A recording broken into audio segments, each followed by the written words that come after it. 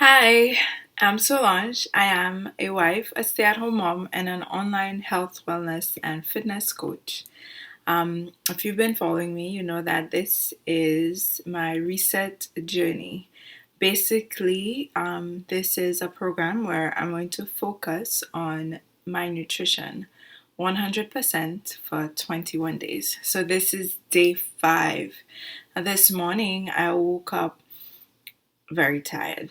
Clearly, I'm detoxing and my body needs more rest because a lot of work is being done internally, which is one big reason why we're asked not to do intense workouts during this program because our bodies are already fighting to recover internally from learning how to process foods properly and eliminating toxins.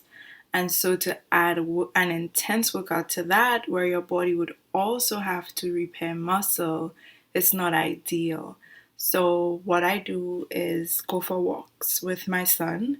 Um, and the reset encourages that as well to get outside, um, breathe in more fresh air outside of your routine. So even if you were working outside of the home, if you're working outside of the home, you're stuck inside an office, right? So you'd still need to get outside, get in nature as much as you can for just 10-20 minutes a day.